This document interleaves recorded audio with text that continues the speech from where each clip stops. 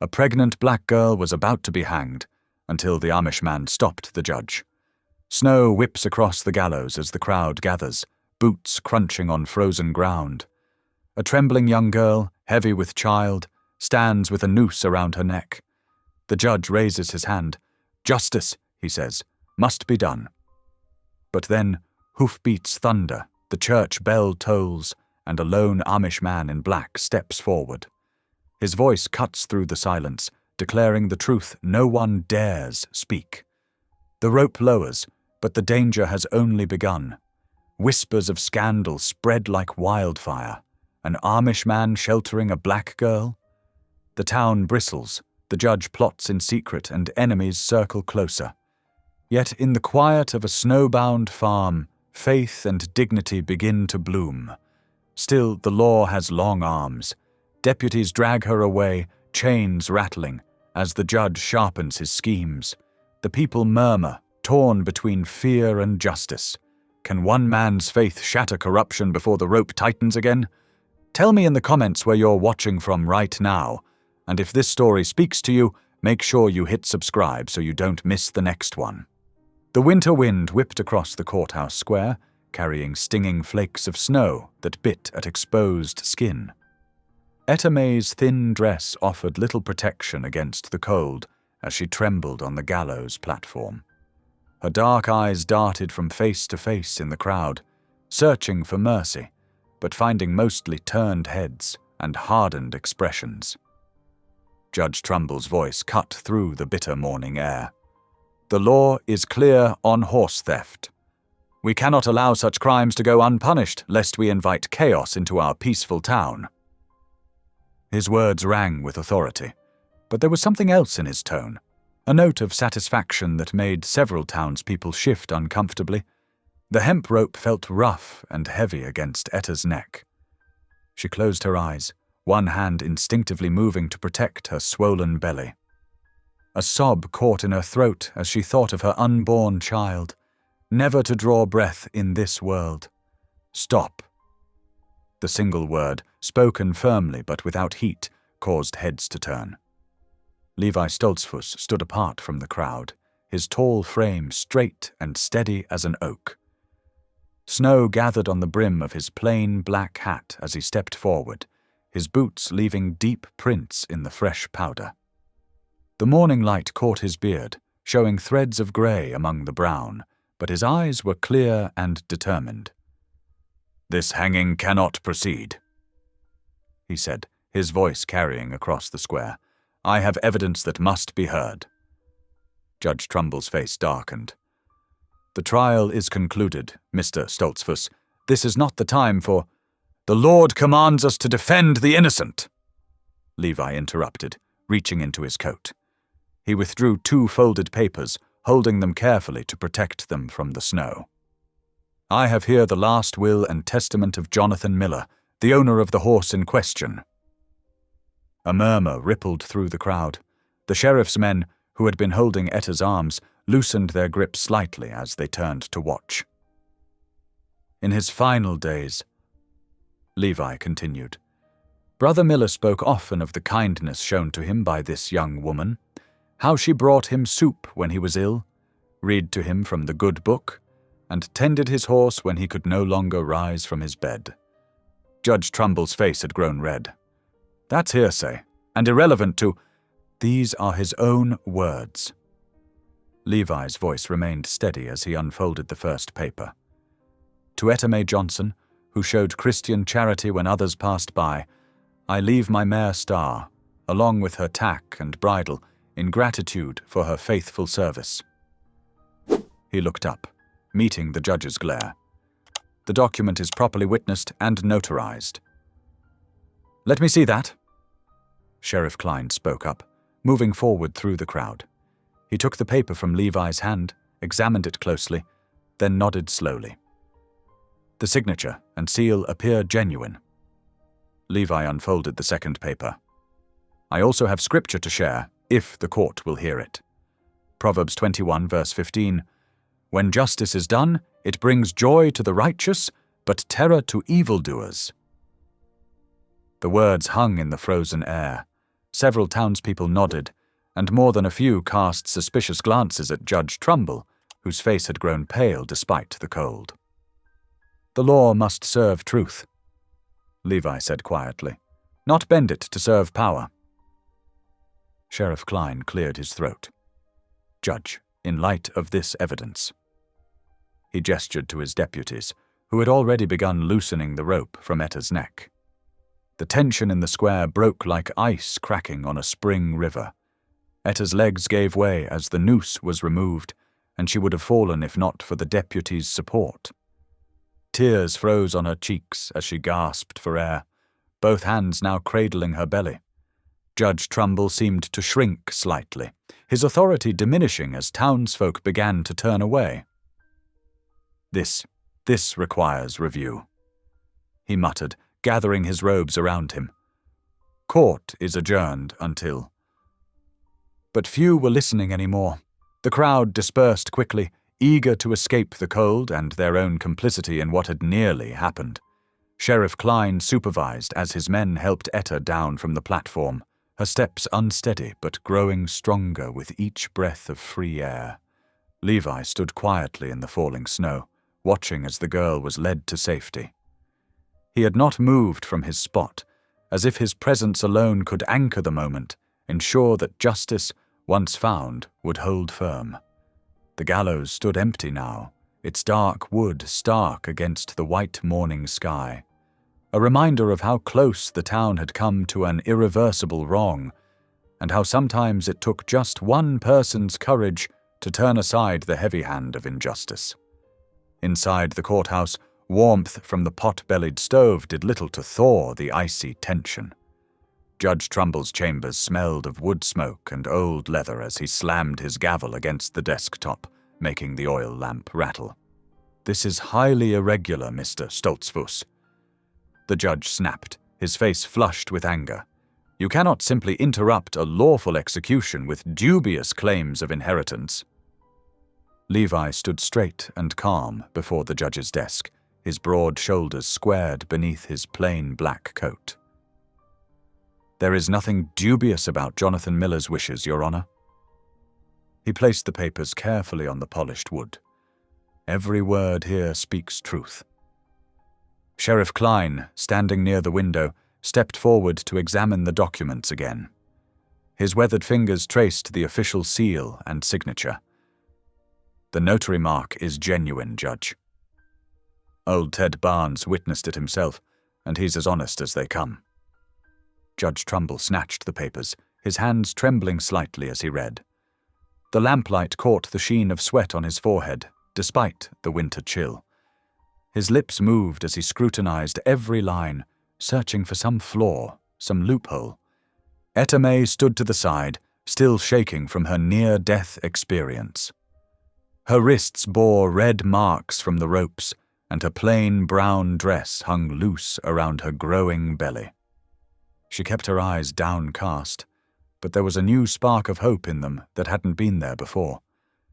"Even if—" Judge Trumbull's voice cracked, and he cleared his throat. "Even if these papers are legitimate, we cannot simply release a vagrant into the streets. The law demands order. Someone must take responsibility for her conduct and whereabouts." The chamber fell silent. Through the frosted windows came the murmur of townsfolk still gathered in the square, their voices carrying tones of scandal and speculation. "I will take responsibility." All eyes turned to Levi. He spoke softly but with firm conviction, his beard catching the golden lamplight as he stepped forward. "I have room in my household. She will be safe there until this matter is properly settled." Gasps echoed through the chamber. Deputy Wilson, who had been dozing by the door, suddenly straightened up. Even Sheriff Klein's eyebrows rose in surprise. "You!" Judge Trumbull's voice dripped with disdain. "An Amish farmer taking in a—" He paused, choosing his words carefully but unable to hide his contempt. "A colored girl? This is preposterous. The good book teaches us to shelter those in need." Levi replied evenly. "My faith requires no less." The judge's eyes narrowed as he studied Levi, calculation replacing some of his anger. "Very well," he said finally, his tone suggesting this wasn't over. "But understand this. You will be held personally accountable for any difficulties that arise." "I understand." Levi nodded, unmoved by the threat in the judge's voice. "Sheriff, prepare the custody papers." Judge Trumbull waved his hand dismissively. "And deputies, escort them out. I don't want any more disruptions today." Deputies Wilson and Harper moved to flank Levi and Etta as they left the chamber. The courthouse hallway echoed with their footsteps on the wooden floors, and whispers followed them like shadows. The crowd outside had thinned, but not dispersed. Those remaining pressed closer as the courthouse doors opened, their breath forming clouds in the cold air. Words flew back and forth like startled birds. "The Amish man's taking her in!" Has he lost his mind? What would his people say? "Ain't natural mixing like that." Levi ignored the gossip, leading Etta through the shifting crowd toward his wagon. The vehicle stood apart from the others, its simple black paint unmarked by decoration. His horse, a sturdy brown gelding, stamped its hooves against the cold, sending small puffs of snow into the air. Etta's hand shook as she reached for the wagon's side. Without a word, Levi offered his arm for support, helping her climb onto the wooden seat. He tucked a thick wool blanket around her before moving to the horse's head, checking the harness with practiced hands. The wind had picked up, cutting through the streets like a knife. As Levi took his place on the wagon seat, more snowflakes began to fall. He gathered the reins, clicked his tongue softly, and the horse leaned into its traces. The wagon wheels creaked as they turned away from the courthouse. Through the swirling snow, Levi could feel Judge Trumbull watching from his window, could sense the weight of the town's stairs following them down the street. But he kept his eyes forward, guiding his horse toward home as the town slowly disappeared behind them in the growing storm. The wagon creaked and swayed as it followed the snow-covered trail away from town. Frozen ruts made the journey rough, each bump jolting through the wooden seat. Etta May hunched forward, her arms wrapped protectively around her middle. Her breath came in visible puffs in the bitter air. Levi glanced at the shivering girl beside him. Without a word, he reached behind the seat and pulled out a worn patchwork quilt, its colors faded from years of use. "Here," he said softly, offering it to her. "The wind bites fierce up here." Etta accepted the blanket with trembling fingers, drawing it close around her shoulders. The fabric carried the scent of cedar and wood smoke. She curled beneath its warmth, her eyes heavy with exhaustion. The gelding's hooves crunched steadily through the snow as miles of empty prairie stretched before them. Stands of bare cottonwoods marked the meandering path of a creek, their branches stark against the pewter sky. A lone hawk circled overhead, riding the winter winds. "My home is simple," Levi spoke after a long silence, his quiet voice carrying over the creak of leather and wood. "We live apart from the world, my people. No electricity, no fancy things." He adjusted the reins in his calloused hands. "But there is peace there, and safety." Etta nodded, not trusting her voice. The events of the morning, the rope, the crowd's angry faces, the sudden reprieve, swirled in her mind like the snowflakes dancing around the wagon. The short winter day was fading when Levi finally turned the wagon onto a narrow track leading toward a rise. "Almost home," he said, gesturing ahead with his chin. Through the gathering dusk, Etta saw a plain farmhouse take shape against the darkening sky. Warm lamplight glowed in a single window, and smoke curled from a stone chimney. A barn stood nearby, its weathered boards silvered with age. The whole scene spoke of solitude and simplicity. The horse stopped before the house, stamping its feet in the trampled snow. Levi set the brake and climbed down, his boots crunching on the frozen ground. He moved to Etta's side of the wagon, reaching up to help her. "Easy now," he murmured as she swayed slightly, stiff from the cold journey. His strong hands steadied her as she found her footing in the snow. The farmhouse door opened into a single room, warmed by a pot-bellied stove in one corner. Everything was plain but neat: a rough-hewn table with 2 chairs, a narrow bed with a straw-tick mattress, shelves holding a few books. A well-worn Bible sat prominently among them, its leather binding softened by years of use. "Warm yourself," Levi said, gesturing to the stove where embers glowed faintly behind the iron grate. He hung his black hat on a peg and moved to the simple kitchen area, lifting a pot onto the stovetop. Etta approached the stove hesitantly, holding her hands out to the warmth. The heat seeped slowly into her frozen fingers as she watched Levi work. His movements were unhurried and practiced as he stirred the pot of broth he was heating. The quiet steadiness of the man stood in sharp contrast to the angry mob that had gathered for her, hanging mere hours ago. Here, in this humble room, the world seemed held at bay by the 4 solid walls and Levi's calm presence. When the broth was hot, Levi filled 2 tin cups, but before offering one to Etta, he bowed his head, his voice soft but clear in the stillness. "Lord," he prayed, "we ask your blessing on this food and your mercy on those who seek justice. Grant shelter to the lost, guidance to the uncertain, and peace to troubled hearts. Amen." The simple prayer broke something inside Etta. Tears slipped silently down her cheeks as she accepted the cup he offered, its warmth spreading through her hands. The broth was plain but nourishing, tasting of carrots and herbs from Levi's garden. The lamp cast gentle shadows on the rough plastered walls as they ate in companionable silence. Outside, the wind whispered around the eaves, and somewhere in the distance, a coyote called lonely into the gathering night. But inside, there was only the quiet crack of the stove's fire and the steady presence of the man who had saved her life with nothing more than truth and courage. For the first time since fleeing north, Etta felt the iron bands of fear around her heart begin to loosen.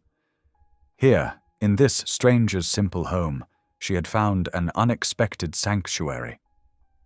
The rooster's crow pierced the pre-dawn darkness, its sound sharp in the winter air.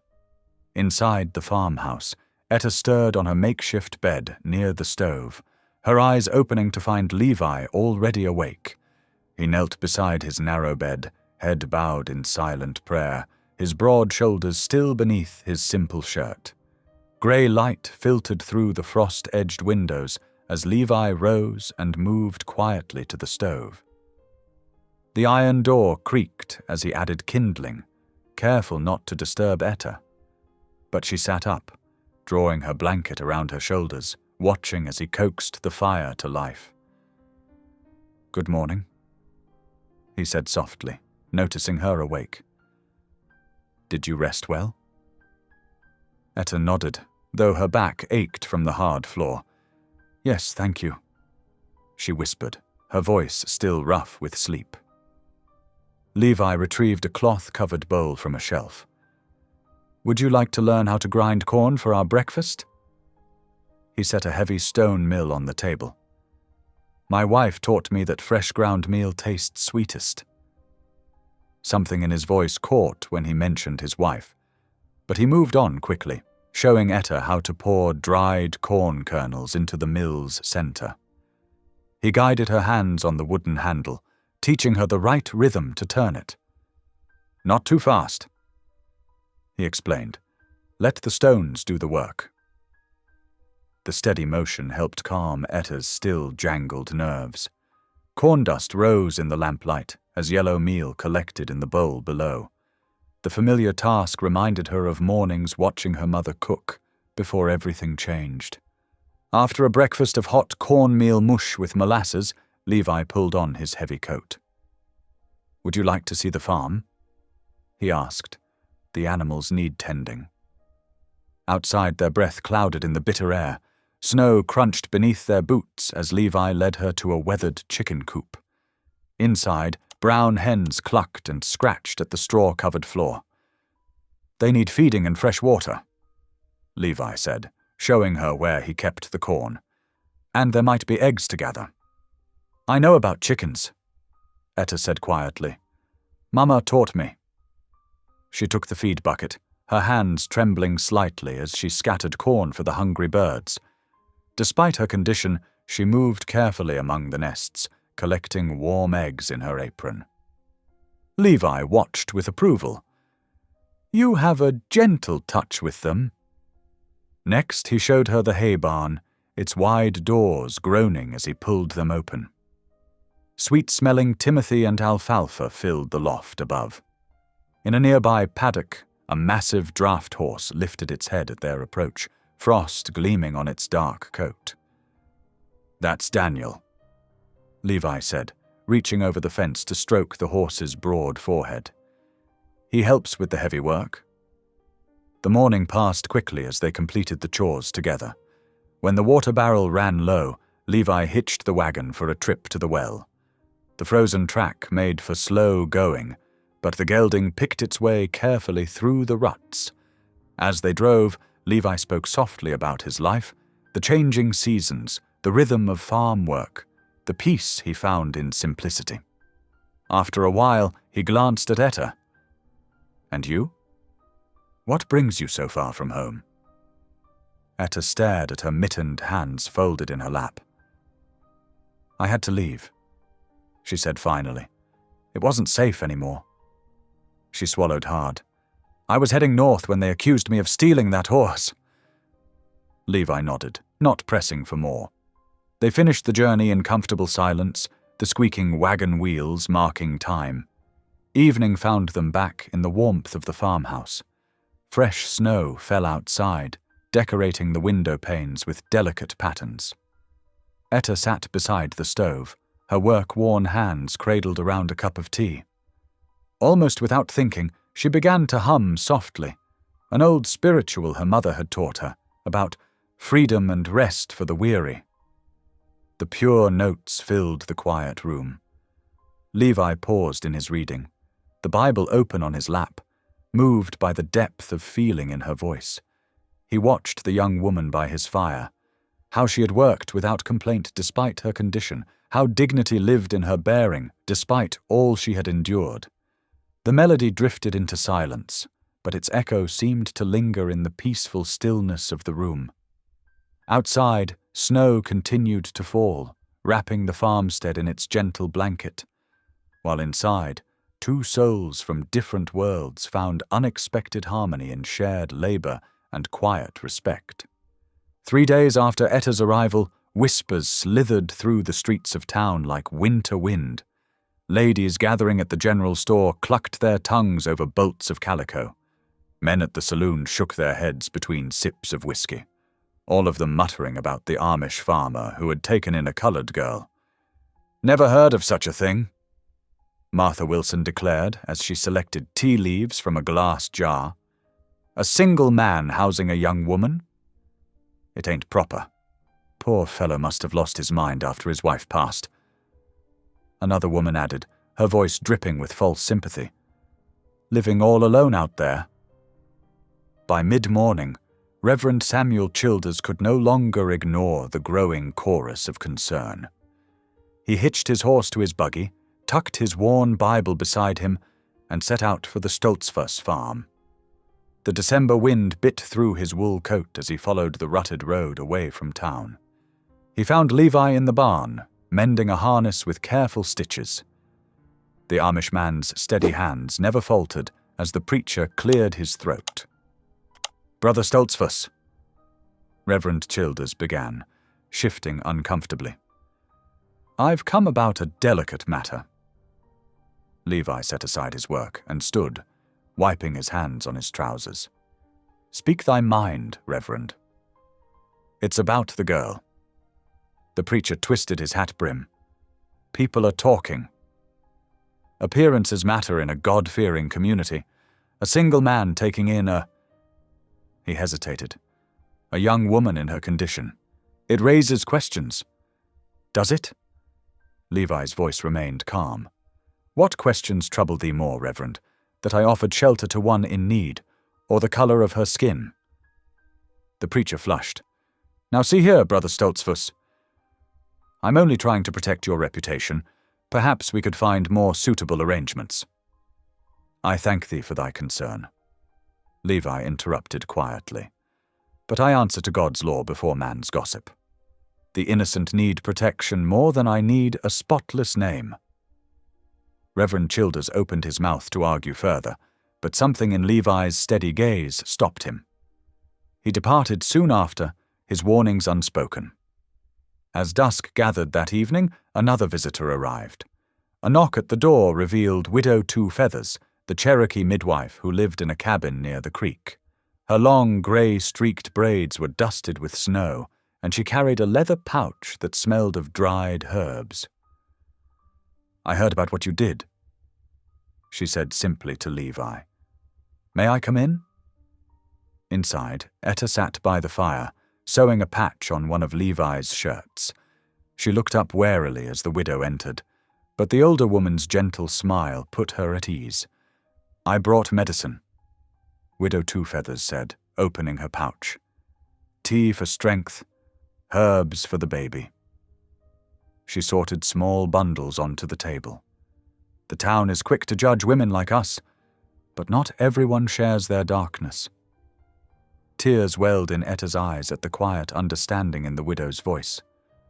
For the first time since her ordeal began, she felt truly seen, not as a burden or a problem, but as a person worthy of care. Levi moved quietly around them, stirring a pot of bean soup hanging over the fire. The warmth of cooking food filled the small house as wind rattled the shutters outside. Thunder growled in the distance, promising a storm. Will you share our meal? Levi asked the widow, setting out 3 bowls. She nodded, helping him slice bread while Etta added herbs to the soup. They sat together at the rough-hewn table, the Amish farmer, the Cherokee healer, and the young black woman, an unlikely fellowship bound by kindness in a harsh world.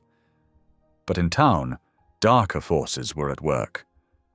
Judge Trumbull held court in the back room of the saloon, his sharp eyes glittering as he spread his poison. Suspicious business out at that Amish farm, he drawled to the men gathered around him. Very suspicious. Makes you wonder what's really going on between them. His words fell like seeds on fertile soil, sprouting into rumors that grew with each retelling. Some pitied Levi as a foolish man led astray. Others whispered about scandal and shame. The judge smiled, knowing that prejudice, once stirred, would serve his purposes well. Yet back at the farmhouse, Etta felt her spirit strengthen as she shared soup and conversation with her unexpected allies. The widow's quiet wisdom and Levi's steadfast presence gave her hope. Outside, the storm broke at last, rain mixing with snow against the windows. But inside, 3 hearts found shelter in simple fellowship, their shared meal a defiance of the darkness gathering beyond the lamplight. By week's end, the pantry shelves stood nearly bare. Levi checked their dwindling supplies and knew they couldn't delay the trip to town any longer. He hitched the wagon early that morning, the frozen ground crunching beneath his boots. We need flour and sugar, he told Etta as she wrapped herself in the quilt he'd given her. Best to go now before the weather turns worse. The wagon wheels creaked as they rolled down the rutted road toward town. Etta sat rigid beside Levi, her shoulders tense beneath the worn fabric. The closer they got to the buildings rising ahead, the tighter she gripped the quilt around herself. Main Street was busy with morning traffic. Horses stamped at hitching posts while ranch hands loaded supplies and women hurried between shops, baskets on their arms. As Levi guided the wagon down the street, every head turned. Conversation stopped mid-sentence. Mothers pulled children closer. Look there! Someone hissed. The Amish man and his guest. Whispers rose like smoke in the cold air, following them down the street. Etta stared straight ahead, her chin lifted despite the trembling of her hands beneath the quilt. Their first stop was the blacksmith's shop. Johann Bauer stood at his forge, his massive arms dusted with soot as he hammered a glowing horseshoe. The German immigrant paused at their approach, his weathered face unreadable. Several ranch hands loitering nearby watched with narrowed eyes, waiting to see how the foreigner would react. Johann set down his hammer, wiped his hands on his leather apron, and broke into a broad smile. "Levi, my friend." His accent rolled thick and warm through the frosty morning. He clasped Levi's hand firmly, then turned to Etta and removed his cap with a courtly bow that seemed at odds with his burly frame. "And the young lady, welcome to my humble shop." The ranch hands muttered in disgust and stalked away. Johann ignored them, speaking easily with Levi about the wagon wheel that needed checking, while Etta's rigid posture slowly relaxed. The general store proved a harder trial. Old Mr. Peterson's face pinched tight when they entered, his usual greeting notably absent. Other customers edged away as Levi and Etta moved through the narrow aisles. "We need 10 pounds of flour," Levi said quietly, setting their items on the counter. Peterson's mouth twisted. "Don't have any flour to spare today?" "I see plenty on your shelves," Levi observed mildly, pointing to the stacked sacks behind the counter. "Said I don't have any for you." Peterson tallied their other items, the prices markedly higher than usual. Etta stood very still, her eyes fixed on the floor. The silence in the store grew thick with malice. Heavy boots suddenly thumped on the wooden floor. Johann filled the doorway, still in his blacksmith's apron. "Peterson!" His voice boomed through the store. "My friend needs flour. 10 pounds. Now." The storekeeper's face reddened, but Johann's solid presence and unwavering stare broke his resolve. With ill grace, he measured out the flour, took Levi's money, and practically shoved their purchases across the counter. The ride home seemed longer, the wagon heavier with more than just supplies. Etta's shoulders shook slightly. "Their judgment is not God's," Levi said softly, his eyes on the road ahead. "Their hearts may be hard, but the Lord sees true." That evening, as shadows lengthened across the farmhouse floor, Etta sat by the fire while Levi worked at his carpentry bench. The steady rhythm of his planing filled the quiet room. Her fingers worked a bit of yarn she'd found, twisting it absently as memories of her mother rose up like warmth from the flames. "Mama used to sing," she whispered, almost to herself. "Every evening, no matter how tired she was, said it gave her strength." The planing slowed. Levi didn't speak, but she felt him listening.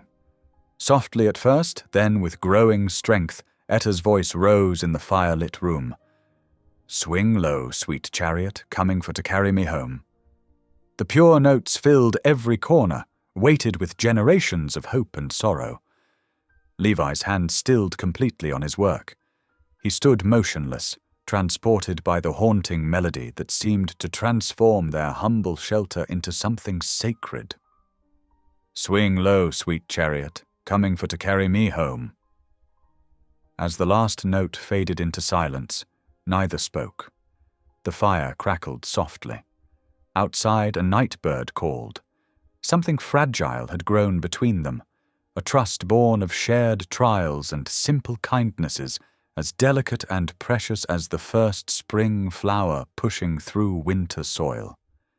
Etta's fingers still worked the yarn, but her shoulders had softened, the tension of the day's humiliation easing in the warmth of their shared quiet. Levi returned to his planing, the rhythm gentler now, like a harmony to the echoes of her song. A week passed at the farmstead, each day falling into the steady rhythm of chores and quiet meals. Then word came that the Hendersons' barn had collapsed under the weight of heavy snow. The messenger, young Tommy Henderson, arrived breathless at dawn, his horse's flanks steaming in the cold. Levi didn't hesitate. "I'll hitch the wagon," he said, already reaching for his coat. He gathered his tools while Etta wrapped biscuits and cheese for their lunch. "Perhaps I should stay," she said softly, one hand resting on her growing belly. "The men won't want." "You're coming," Levi said firmly. "The Hendersons will need help with food for the workers. Every hand matters today." The wagon creaked over the frozen ground as they made their way to the Henderson place. Smoke rose from chimneys across the valley as other families headed toward the same destination. A barn raising brought out the whole community, even in bitter weather. When they arrived, men were already clearing debris, their breath clouding in the morning air. Several looked up at Levi's wagon, their faces darkening at the sight of Etta. Mutters rose from the group. "Ain't right, bringing her here." "What's he thinking?" Levi paid them no mind. He helped Etta down from the wagon, then stripped off his coat and joined the men working. His quiet strength and sure movements drew attention. Soon others found themselves following his lead, passing beams and holding supports as the new frame began to take shape. Widow Two Feathers appeared at Etta's side, her grey streaked braids swinging as she nodded towards the outdoor cooking area. "Come. They need food more than they need their pride." Together they worked at the makeshift kitchen, stirring huge pots of stew and baking cornbread in Dutch ovens. The familiar tasks steadied Etta's nerves. She remembered helping her mother cook for field hands back home, the recipes flowing from her fingers like old hymns. The winter sun crept across the sky as the barn slowly rose. Men who had scorned Levi's presence that morning found themselves working alongside him, caught up in the rhythm of shared purpose. His quiet competence wore down their resistance like water-smoothing stone. The smell of cooking drew workers in shifts. Some still avoided Etta's eyes as she ladled stew into bowls, but others nodded thanks. Widow Two Feathers watched with knowing eyes as the mood shifted, hour by hour. "Food opens hearts," she said softly. "Sharing bread builds bridges." As dusk approached, the last beam settled into place. The new barn stood solid against the darkening sky, a testament to what many hands could accomplish. Mrs. Henderson, her face lined with grateful tears, insisted everyone stay for supper. Lanterns cast warm light as people gathered to eat. The mood was lighter now, pride in their shared work, loosening tongues and easing tensions. Mr. Henderson stood to thank everyone for their help. "And now," he said, surprising many, "I hear tell that Miss Etta has a gift for song. Would you favor us?" The crowd hushed. Etta froze, her bowl half empty in her hands. She looked at Levi, who gave an encouraging nod. Slowly she stood. The lantern light caught the sheen of tears in her eyes, but her voice rose clear and strong. "Wade in the water. Wade in the water. Children, wade in the water. Gods are going to trouble the water." The spiritual floated across the valley, carried on the evening wind. Men who had spent decades working harsh land sat motionless, their weathered faces softened by wonder. Women stopped their tasks, drawn by the pure notes that seemed to touch something long buried under years of hardship and prejudice. "Who's that yonder dressed in red?" "Wade in the water. Must be the children that Moses led. Gods are going to trouble the water." When the last note faded, silence held for a long moment. Then Old Man Turner, who hadn't spoken a kind word to anyone in 20 years, cleared his throat roughly. "That was right fine singing, miss," he said. "Right fine indeed." Others murmured agreement. Etta sat down, her cheeks wet but her back straight. For the first time since arriving in town, she saw respect rather than suspicion in the faces around her. The ride home was quiet, but a different kind of quiet than their journey that morning. Stars pricked the dark sky as their wagon followed the familiar road. Etta sat wrapped in her quilt, But her shoulders were relaxed, her face peaceful. Something had shifted during that long day of shared work and song. She wasn't accepted, not yet, but she had glimpsed the possibility. Like the new barn rising from the ruins of the old, hope was taking shape, built one small kindness at a time. The winter sun cast long shadows across Main Street as Levi tied his horse outside the general store.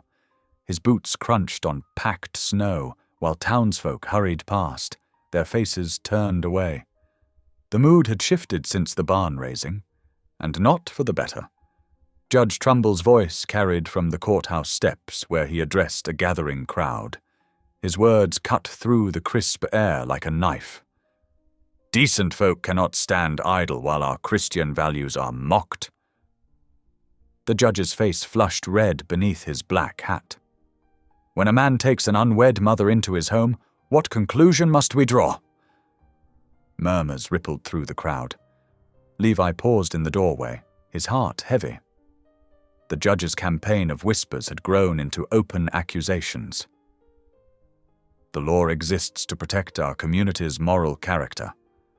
Trumbull continued, we cannot allow such arrangements to go unchallenged. Inside the store, Levi gathered supplies with careful attention, ignoring the stares that followed him. At the counter, the shopkeeper's wife counted his change 3 times, as if expecting to find it counterfeit. His errand complete, Levi headed to the post office. As he waited for his weekly letters, 2 men in fine suits huddled near the window, their voices carrying. Judge says the railroad's offer is more than fair. One said, any holdouts will face condemnation proceedings. That Amish fellow's place is right where the new line needs to run. The other replied, Trumbull figures he'll cave once pressure's applied. Levi's fingers tightened on his package. So that was the judge's game, using Etta to force him off his land. The pieces fell into place like a grim puzzle. The ride home seemed longer than usual, worry weighing on his shoulders. In the barn, he worked at mending a broken harness, his usually steady hands betraying his distraction. Etta appeared in the doorway, a shawl pulled tight against the evening chill. She watched him struggle with the leather for a moment before speaking. Something's troubling you, she said softly. More than just the judge's words. Levi set down his tools with a sigh. Judge Trumbull means to take my land for the railroad. He'll use any excuse. Is that why you came out here? Etta asked. To be left alone? The leather creaked as Levi worked it between his hands. Partly, he admitted. Back home in Pennsylvania after my wife Sarah died, the elders, they meant well. But they pushed too hard for me to remarry quickly. His voice grew quiet. They said a man needs a wife to keep him from sin. I said my heart wasn't ready. Etta settled on a hay bale, her face thoughtful. So you left your people behind? The bishop gave me a choice, accept their wisdom or leave the community? Levi's hand stilled. I chose solitude. Here, I thought I could live simply, follow God's way without interference. And now I've brought trouble to your door, Etta said, her voice catching. No, Levi said firmly. You brought truth. Sometimes that's what makes men like Trumbull most angry. Their eyes met in understanding. Whatever storms gathered, they would face them together. The moment shattered at the sound of hoofbeats approaching through the dusk. 2 riders appeared in the yard, their badges glinting in the fading light. Deputy Morris and Deputy Wilson, their faces grim beneath their hats. Got papers here from Judge Trumbull, Morris announced, pulling a document from his coat. Girls to come with us. Levi stepped forward. On what charge? Vagrancy, Wilson said, and endangering the welfare of her unborn child through unsuitable living conditions. That's nonsense, Levi protested. She has shelter, food, judge's orders. Morris cut him off. Stand aside, Stoltzfus." The deputies dismounted, boots hitting the frozen ground. Etta backed away, her eyes wide with terror. "Please," she whispered. "Please don't take me."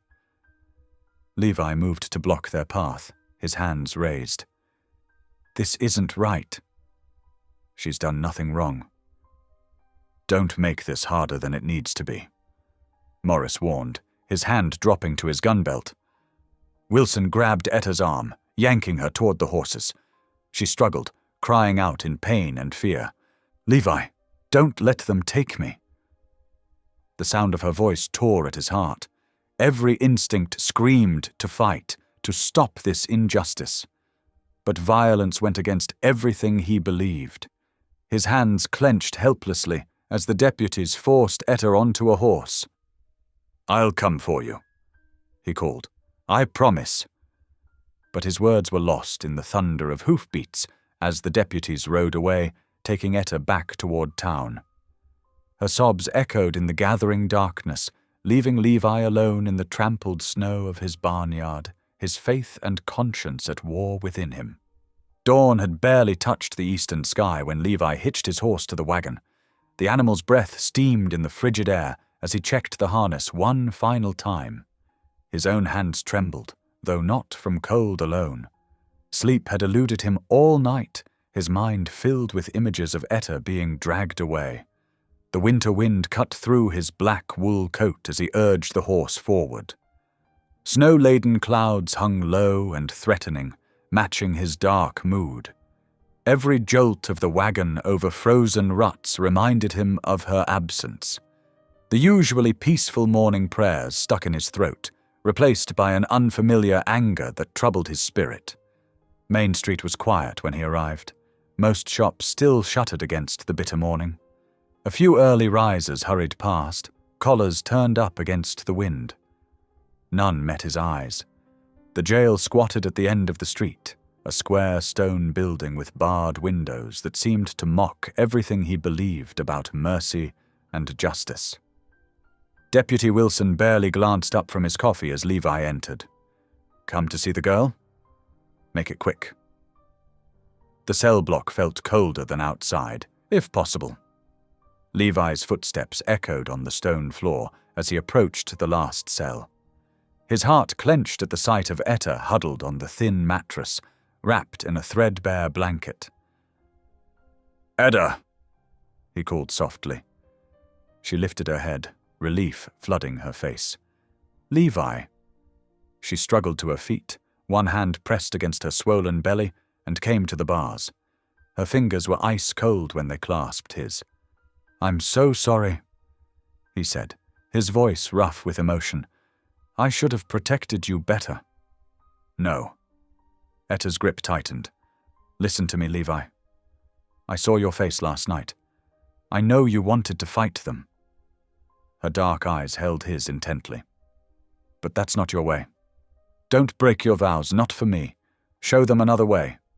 Your way." Levi's hands clenched around hers. The rage still burned in his chest, demanding action. But her words reached past it, touching something deeper. His vow of non-violence wasn't just a rule, it was the foundation of his faith, his very identity.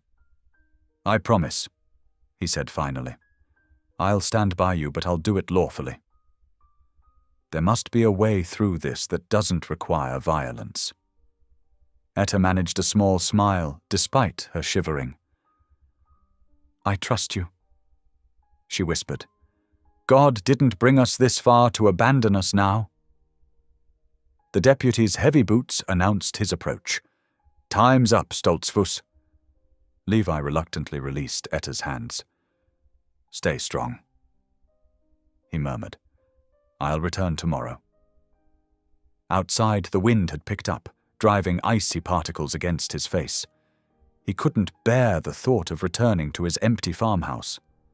Instead, he guided his wagon to Johann Bauer's blacksmith shop. The German was already at work, hammer ringing against his anvil. He took one look at Levi's face and set down his tools. "Yeah, I heard about the girl," he said gruffly. "You need a place to stay?" If it's not too much trouble, Levi replied. Johann waved off his thanks. The loft is yours. Warm at least. Forge keeps the whole building heated. That evening, after a simple meal of bread and soup, Levi climbed to Johann's loft. The space was small but clean, with a narrow cot pushed against one wall. By lamplight, he spread out the letters and documents he'd brought from home, everything related to Etta's case. Hours passed as he pored over the papers. His eyes grew tired, but he pressed on, praying for guidance. The old rancher's handwriting was spidery and difficult to read, especially in the dim light. Near midnight, his attention caught on a detail he'd somehow missed before. He read the passage again, his heart beginning to pound. The will didn't just promise Etta the horse, it also granted her a parcel of land. Land that, according to the description, bordered his own farm to the south. Levi sat back, mind racing. This wasn't just about a horse anymore. If Etta owned land, she couldn't be charged with vagrancy. And if that land connected to his property, he recalled the railroad men's conversation about the planned route. "Thank you, Lord," he whispered into the quiet loft. This could be the key to saving both Etta and his farm, not through force, but through the very law the judge had tried to twist against them. Below, Johann's forge had cooled to glowing embers, their faint light a reminder of hope's persistence even in darkness. Levi carefully folded the precious documents and tucked them away. Tomorrow would bring its own battles, but for now he had found his path, one that honored both justice and his deepest beliefs. The morning sun struggled through heavy clouds as Levi stepped out of Johann's shop. His boots crunched on fresh snow as he headed first to Widow Two Feathers' small cabin on the edge of town. Steam rose from her chimney, carrying the sweet scent of herb tea. The Cherokee woman opened her door before he could knock. "I knew you would come," she said, gesturing him inside. Her long, grey-streaked braids swung as she moved to pour him tea. "The judge has charged Etta with vagrancy," Levi explained, warming his hands around the tin cup. "But I found proof she owns land." "Will you testify to her character?" Widow Two Feathers' dark eyes held steady. "I have watched that girl work despite her condition, seen her gentle way with animals, heard her prayers at night. Yes, I will speak truth before any man's court." Relief softened Levi's features. "Thank you, sister." His next stop was more difficult. Reverend Childer's church stood empty, the minister alone inside dusting pews. The man's shoulders tensed at Levi's footsteps. "Brother Stoltzfus," he said without turning, "come to remind me of my cowardice." "No," Levi replied quietly. "Come to invite you to stand for what's right." The Reverend's hands stilled on the wood. "I should have spoken up when they first accused her. Should have challenged the judge's twisting of God's law." His voice cracked. "My silence makes me complicit." "There's still time to speak truth," Levi said. Childers finally turned, his tired eyes bright with unshed tears. Yes, there is. I'll testify. The Lord's house should shelter the innocent, not condemn them." Back at the blacksmith shop, Johann paused in his work as Levi related the morning's progress. The German's massive hands closed around a hammer. "I will stand guard at courthouse," he declared. "Let any man try to stop justice." His anvil rang with determined strikes, but the judge had plans of his own. When Levi attempted to visit Etta that afternoon, Deputy Wilson blocked his path. "New orders," the man drawled. "No visitors allowed." Judge's authority. Through the barred window, Levi glimpsed Etta pacing her cell. His heart ached, knowing she was alone. Inside that cold cell, Etta wrapped her arms around herself, one hand resting on her growing belly. The child within kicked as if sensing her distress. "Hush now, little one," she whispered. "The Lord ain't brought us this far to leave us." Her soft voice filled the empty cell with fragments of hymns her mother had taught her, prayers carried on melody. The storm hit that evening, howling across the plains like a living thing. Lightning split the sky as Levi hurried between Johann's shop and the church, where his allies gathered. Thunder shook the windows while they planned their testimony.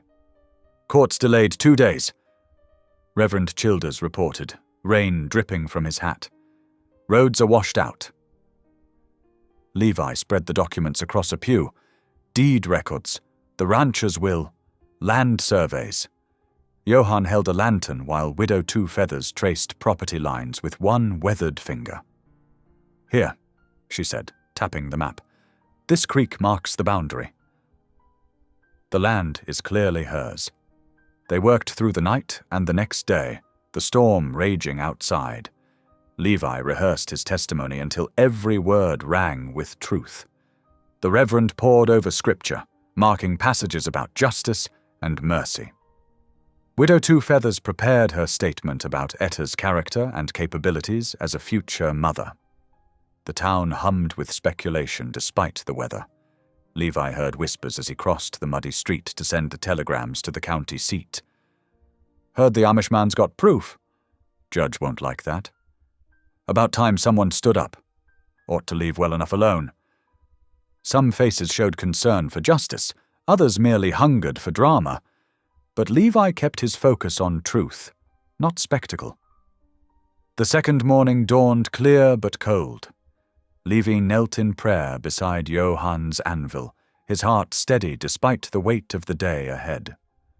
When he opened his eyes, his allies stood waiting. The massive blacksmith, the Cherokee healer, the humbled preacher. Their presence gave him strength.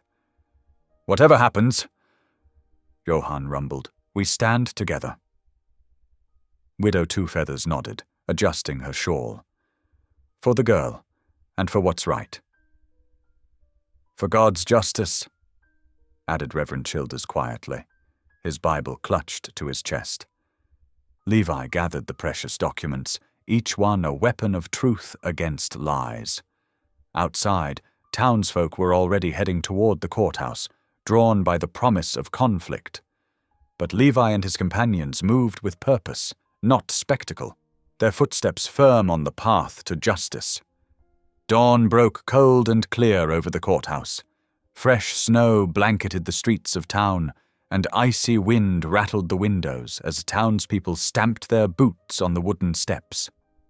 Inside, oil lamps cast flickering shadows across worried faces. The benches filled quickly as farmers, merchants, and ranchers crowded in, their winter coats dusted with snow.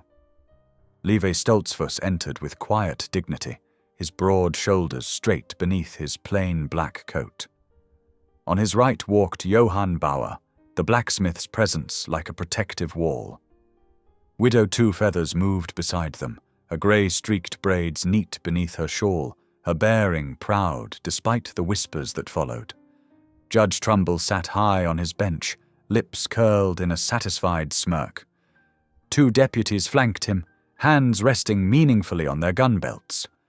The morning light through the high windows caught the judge's watch chain as he checked the time with exaggerated patience. A door creaked, and the crowd's murmuring ceased. Deputies led Etta May forward. Though her face was pale, her steps were steady. Her simple dress couldn't hide the swell of her pregnancy, but her head was held high. Her eyes found Levi's, drawing strength from his calm presence. The judge's gavel cracked against wood. "This court will come to order."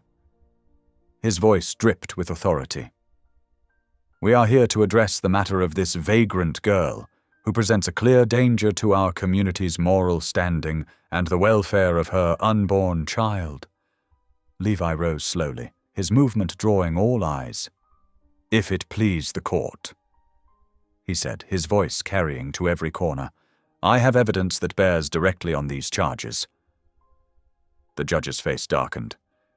"We've heard quite enough from you, Stoltzfus." but Levi was already withdrawing a sealed envelope from his coat. The paper crackled in the hushed room as he carefully broke the wax seal. This letter, written and signed by James McAllister before his death, has remained unopened until now. A ripple of interest moved through the crowd. McAllister had been a respected rancher, known for fair dealing even with those the town looked down upon. "Objection!" the judge snapped, a convenient letter that appears just when the seal was intact. Johann's deep voice rumbled. "We all see that. Let truth be heard." Widow Two Feathers stood. "I witnessed James McAllister's final days. He spoke of making things right." The judge's face flushed red, but the crowd's muttering grew louder, demanding to hear. With trembling fingers, he waved Levi to continue.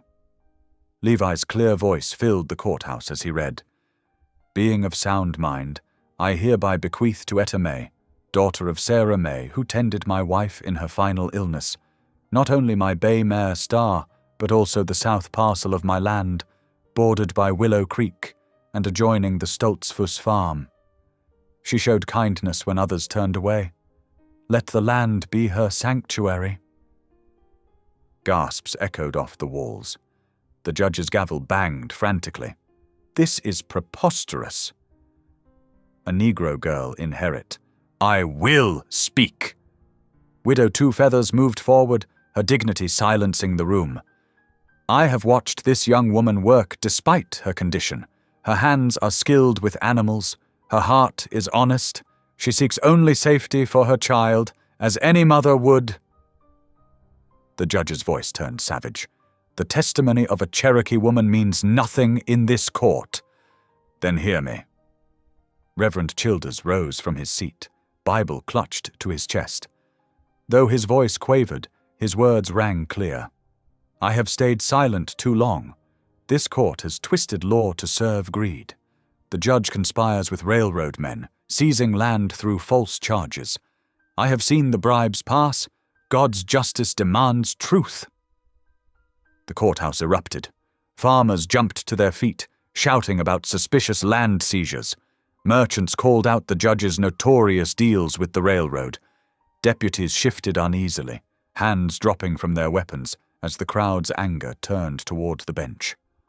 "Order!" the judge shrieked, his gavel pounding. "I'll have order!" But the tide had turned. The truth of Etta's inheritance exposed the judge's corruption for all to see. Townspeople who had watched in silence now demanded justice, their voices rising in a righteous storm.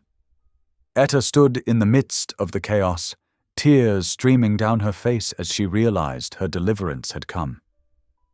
Levi moved to her side, his steady presence a shield against the tumult. Widow Two Feathers took her hand, while Johann positioned himself protectively before them.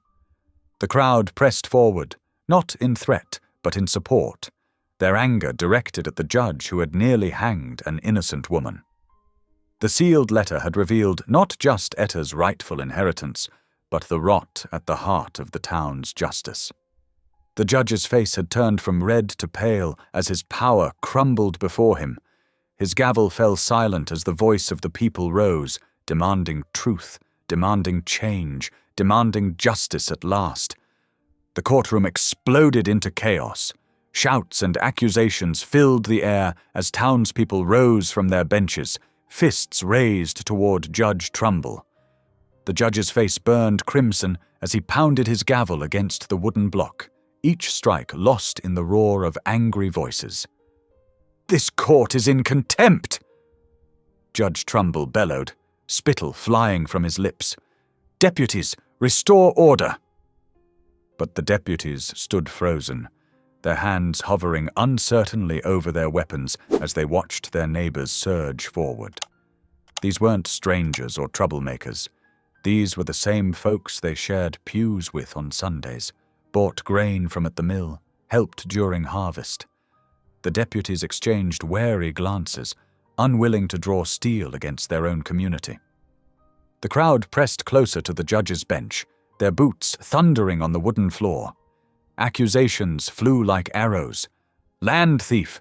Railroad conspirator. False justice. Bang!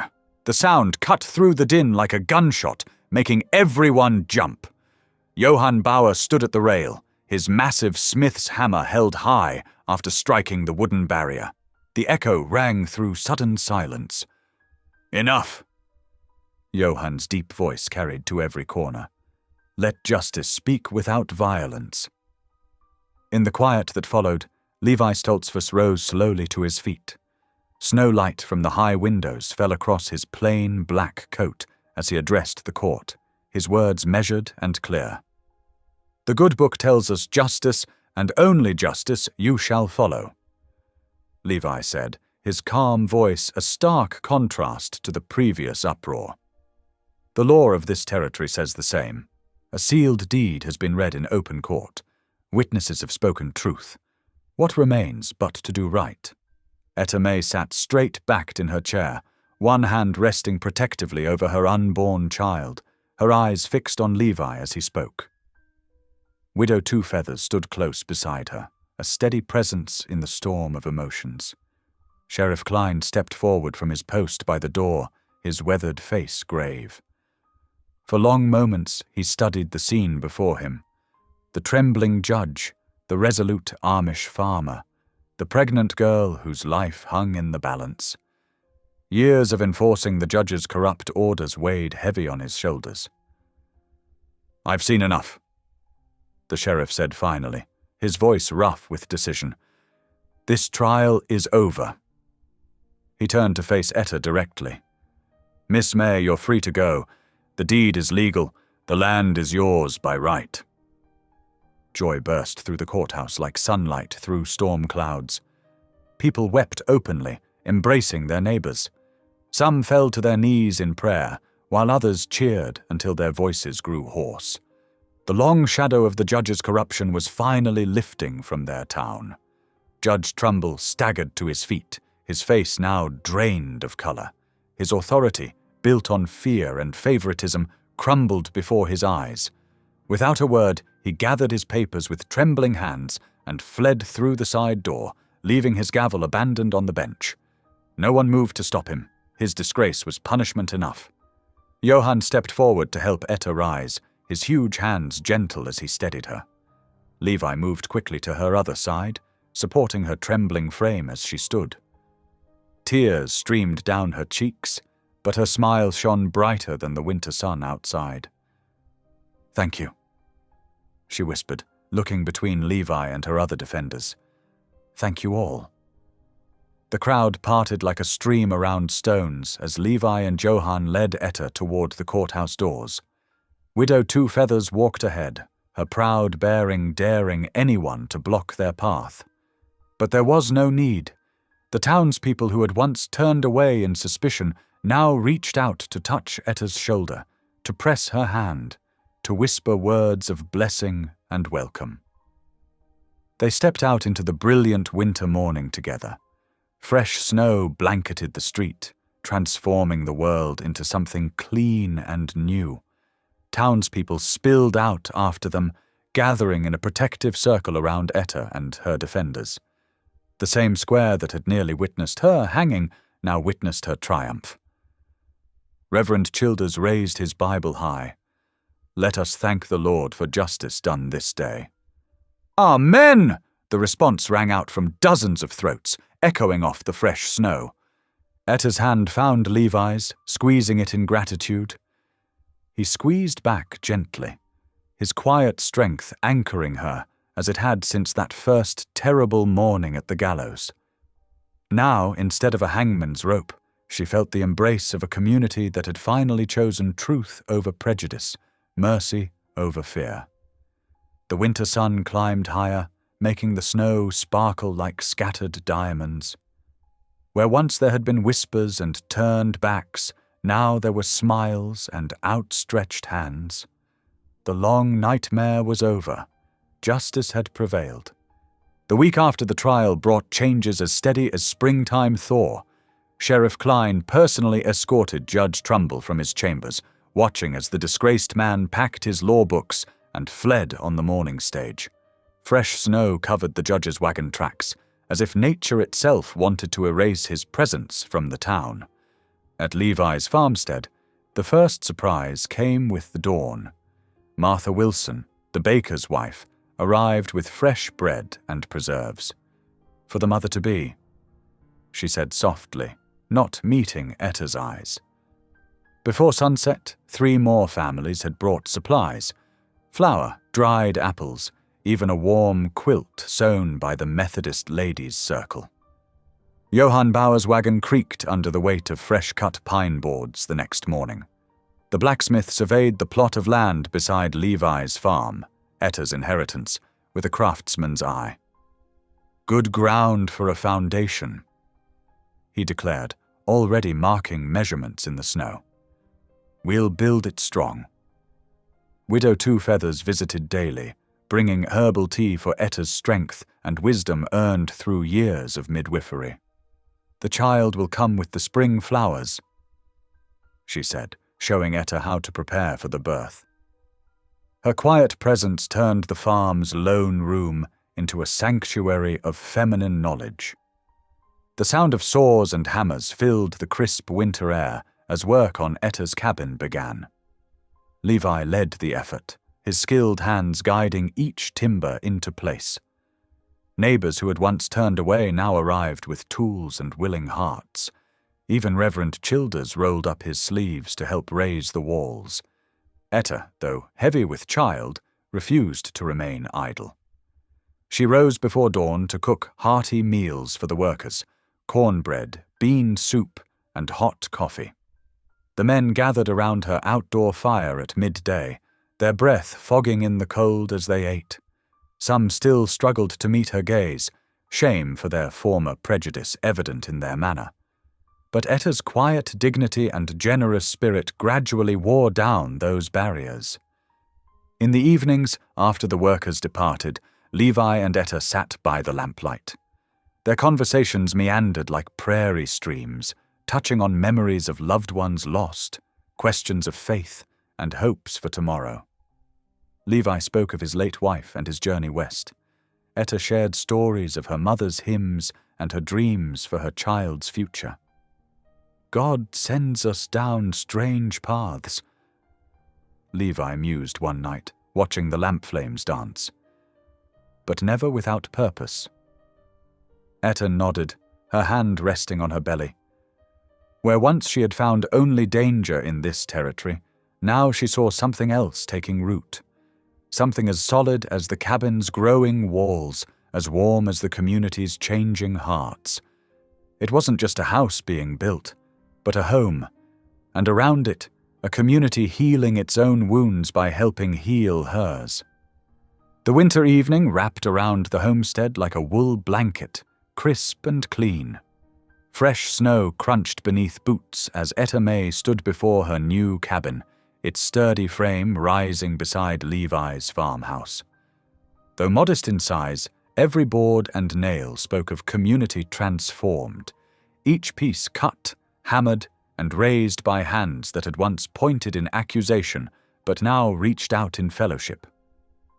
"Shall we light the first lamp?"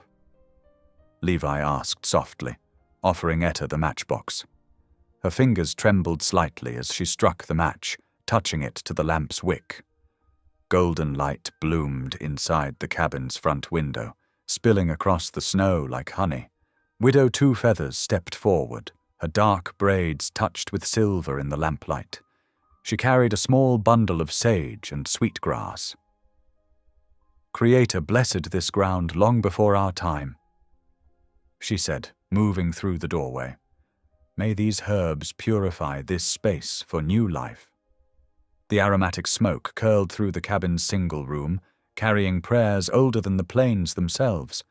Johann Bauer stood near the threshold, his blacksmith's hands clasped respectfully before him. Beside him, Reverend Childers removed his hat, his voice carrying quiet but clear in the evening air. "Lord, we thank you for justice that flows like water, for hearts softened by your grace, for shelter raised by many hands." Etta's eyes glistened as she rested one hand on her swelling belly. "My child will be born free," she whispered, her words carrying the weight of generations' hopes. Born on land that's truly ours. The deed to her property, signed and witnessed, lay on the cabin's simple shelf beside her mother's Bible. Levi bowed his head, his plain black hat held against his chest. "We thank thee, Lord," he prayed, "for showing us how justice can prevail without raising hand against neighbor, for teaching us to build instead of tear down." From town, the evening bells began to toll, their clear notes carrying across the snowy fields. One by one, stars emerged in the deepening blue above. Through the cabin's window, the lamp cast its steady glow, a beacon of warmth, a symbol of hope restored, a light marking the place where a family of choice had found its home at last. Thank you for being here. If something in this story stayed with you, I'd love to see you again. Subscribe, and tomorrow I'll bring you another story crafted with heart.